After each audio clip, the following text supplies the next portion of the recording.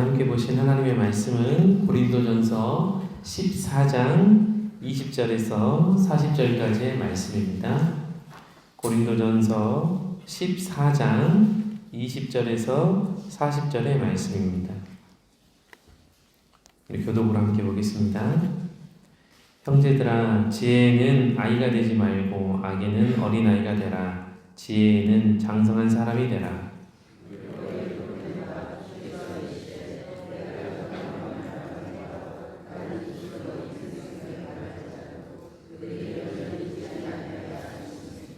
그러므로 방언은 믿는 자들을 위하지 아니하고 믿지 아니하는 자들을 위하는 표적이나 예언은 믿지 아니하는 자들을 위하지 않고 믿는 자들을 위함이니라.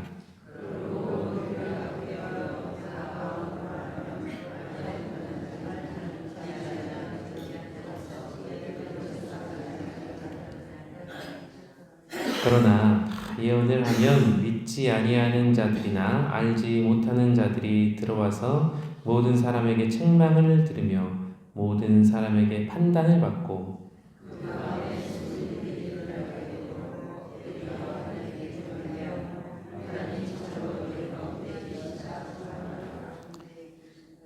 그런즉 형제들아, 어찌할까? 너희가 모일 때에 각각 찬송시도 있으며 가르치는 말씀도 있으며 계시도 있으며 방언도 있으며 통역함도 있나니 모든 것을 덕을 세우기 위하여 하라.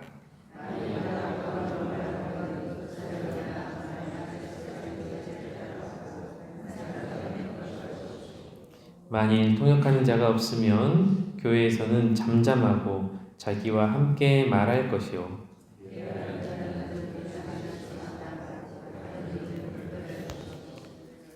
만일 곁에 앉아 있는 다른 이에게 계시가 있으면 먼저 하던 자는 잠잠할지니라.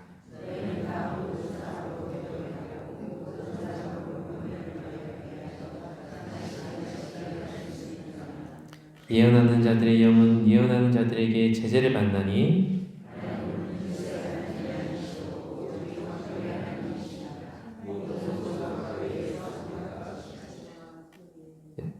여자는 교회에서 잠잠하라. 그들에게 말하는 것을 허락함이 없나니 율법에 이른 것 같이 오직 복종할 것이요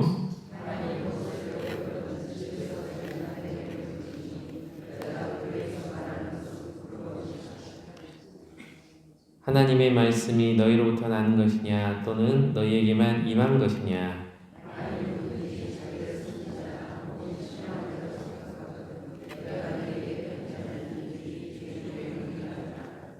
만일 누구든지 알지 못하면 그는 알지 못한 자니라.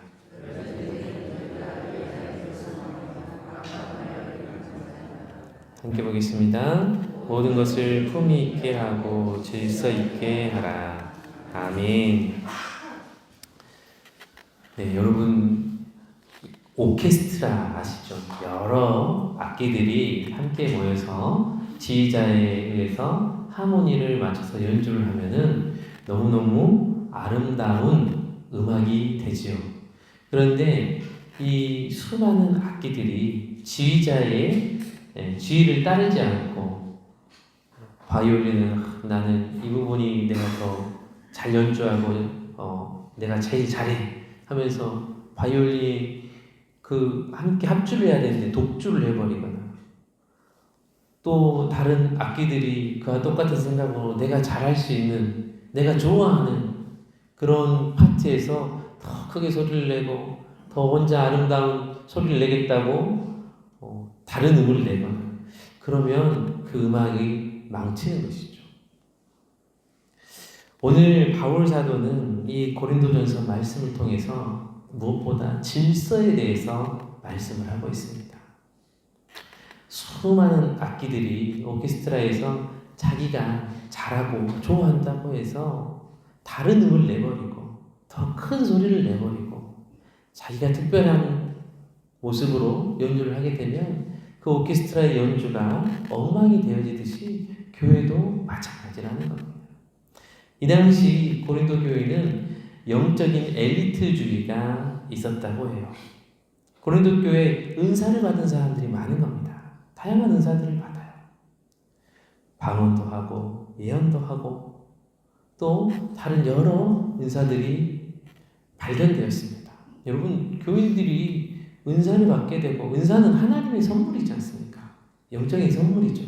그래서 하나님과의 만남이 깊어지고 하나님께서 주시는 그 은혜가 깊어지는 것이 여러분 경험하는 것이 너무너무 은혜로운 일이잖아요.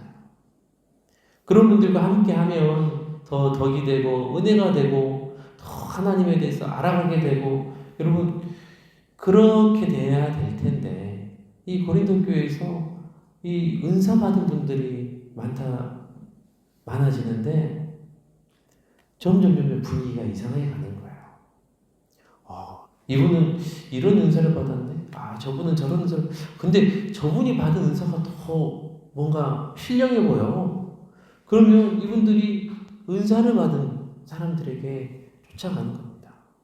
그래서 교회의 질서가 무너지고 교회의 덕이 무너지고 이 은사를 받은 사람들이 교회를 좌지우지하는 거예요. 교회는 엄연히 하나님께서 그 예배의 질서를 위해서 세우신 사람들이 있고 직분이 있고 직책이 있는데, 특별히 이 고린도 교회에서는 방언을 받은 사람들에게 사람들이 다 신령해 보이잖아요. 방언을 받은 모습들이. 그러니까 그 방언 받은 사람의 말이 더 중요해지는 거예요. 그러다 보니까 어떻게 됩니까? 교회의 질서가 조금씩 무너져가는 것을 바울 사도는 보게 되었습니다. 그래서 이 일들에 대해서 바울 사도는 굉장히 중요하게 말합니다. 질서가 무너지면 안 됩니다. 한 사람의 어떤 신령한 은사로 인하여서 교회가 질서가 무너지면 안 된다라는 것이죠. 특별히 21절에 보면 율법에 기록된 바 주께서 이르시되 내가 다른 방언을 말한 자와 다른 입술로 이 백성에게 말할지라도 그들이 여전히 듣지 아니하리라 하였으니라고 기록되어 있습니다. 이 21절의 이 말씀은요, 이사야서 28장 11절에서 12절을 인용한 부분입니다. 하나님은 선지자의 명확한 말씀을 거부한 이스라엘의 백성들에게 알아듣지 못하는 이방의 언어를 보내 심판하셨다라는 내용입니다. 통역이 없는 난해한 언어는 축복의 증거가 아니라 하나님과 백성 사이의 소통이 단절되는 것을 의미한다는 겁니다. 아무리 신령해 보이는 은사일지라도 자기들만 아는 언어로, 자기들만 받은 언어로 소통이 되지 않게 예배 중에 임하게 되면 그럼 그것은 무질서하게 된다는 거예요. 그래서 바울 사도는 심지어 뭐라고 말하고 있느냐? 너희가 방언으로만 말하고 기도하고 통역하는 은사 없이 그렇게 돼버리면은 믿지 않는 사람들이 와서 미쳤다 할 것이요 라고 이야기한다라는 거예요. 여기서 미쳤다라는 의미는 무슨 의미냐면 무질서함을 의미한다는 겁니다. 저 교회 가면 무슨 소리인지 못 알아듣겠어요. 그리고 예배가 무슨 순서도 없고 질서도 없고 예배가 그저 무질서하게 흘러가는 것 같아요. 믿지 않는 사람들, 그나마 믿는 사람들은 저 사람이 방언으로 기도하고 그러구나, 그렇게 이해를 할 수 있지만 믿지 않는 사람들이 볼 때에는 그게 너무너무 무질서해진다, 덕이 되어지지 않는다라고 바울 사도는 이야기하고 있는 것입니다. 그렇기 때문에 바울 사도는 사실 방언에 대해서 하지 말라는 게 아니에요. 그 은사에 대해서 부정하는 것이 아니라 사실 고린도전서는 계속해서 중점이 되고 있는 이야기가 있습니다. 우상의 제물에 너 요즘 고기를 먹느냐 마느냐 그런 문제도 그렇고 이 방언에 대해서도 그렇고 바울 사도는 사실 제일 중요하게 이야기하고 있는 것은 교회가 덕을 지어야 된다는 거예요. 우상의 고기도 먹을 수도 있고 먹지 않을 수도 있다. 그러나 믿지 않는 자들이, 교회의 중요한 직책을 맡고 있는 사람들이 봤을 때 믿지 않는 자들이 우상이 너 요즘 고기도 그냥 먹어버리네 라고 해버리면 이게 뭐가 되겠느냐. 그러나 너희가 먹을 수 있는 자유가 있지만 믿지 않는 자들 앞에서 누가 왜 그걸 먹느냐고 물어보는 데서는 먹지 마라. 왜냐? 덕을 세워야 되겠다. 방언도 마찬가지. 방언에 대해서 하나님께 주신 은사이기 때문에 얼마든지 기도할 수 있지만 그것이 교회의 질서를 무너뜨리고 덕을 세우지 못하게 되면 그건 안 된다. 먼저 교회의 덕을 세우는 일에 질서 있게 하라. 사실 이 당시에 그랬다라고 해요. 고린도 교회에서 예배의 순서가 있고 질서가 있는데 방언을 하는 사람들이 그 예배와 질서를 무시하고 자신들이 방언하고 순서를 지키지 않고 자신들에게 은혜가 되고 감동이 되면 그 자리에 일어나서 사람들이 알지 못하는 언어로 방언으로 기도하고 그랬다는. 우리가 그런 배경을 상상해 보면 이게 참 그러겠죠. 상당히 거북할 수 있겠다.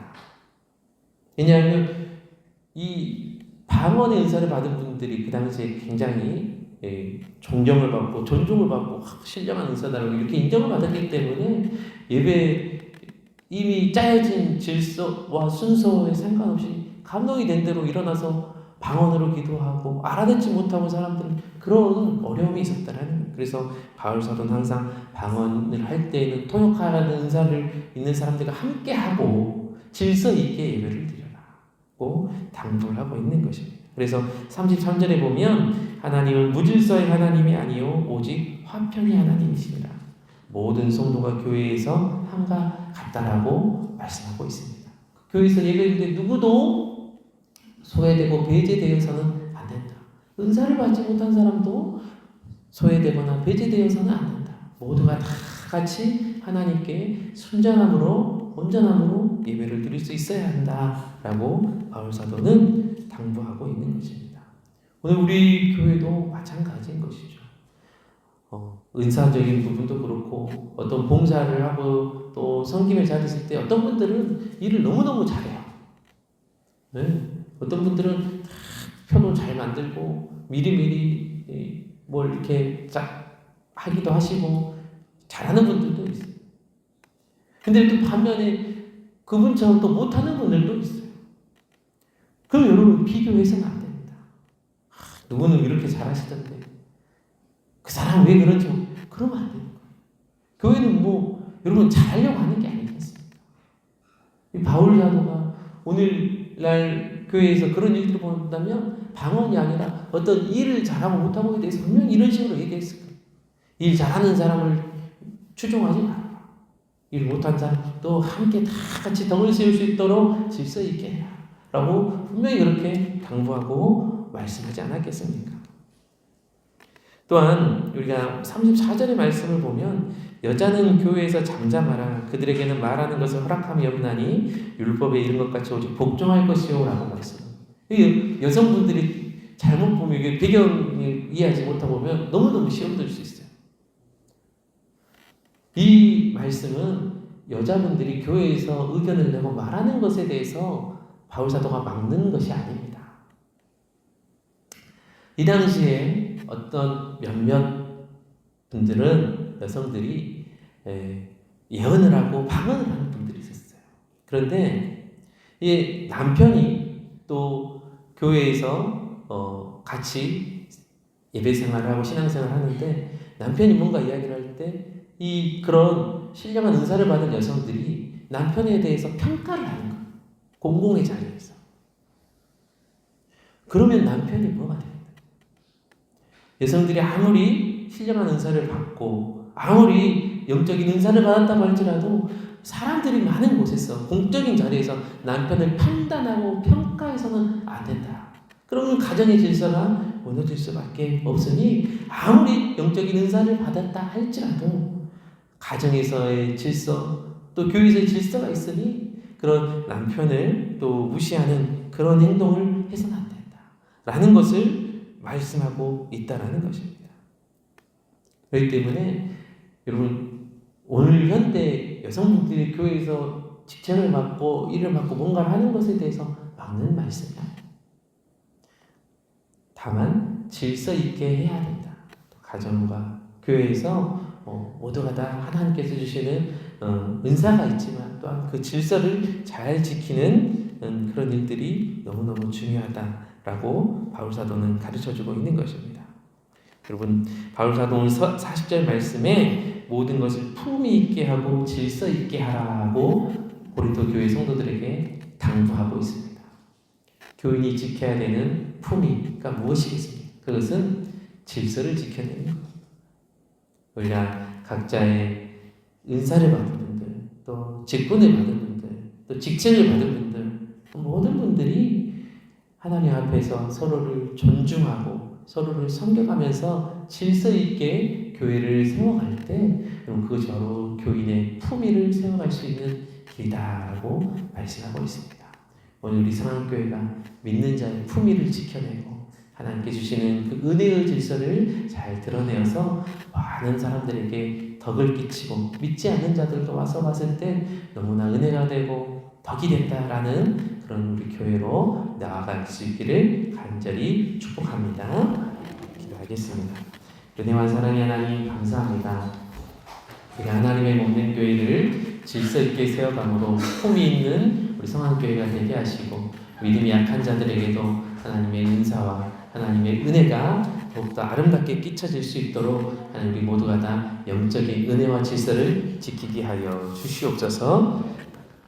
조금 잘하고 조금 못할 수 있습니다. 그러나 그 모든 것들이 주님 안에서 서로 은혜로 덕이 되고 덮어줄 수 있도록 세워줄 수 있도록 함께하여 주옵소서.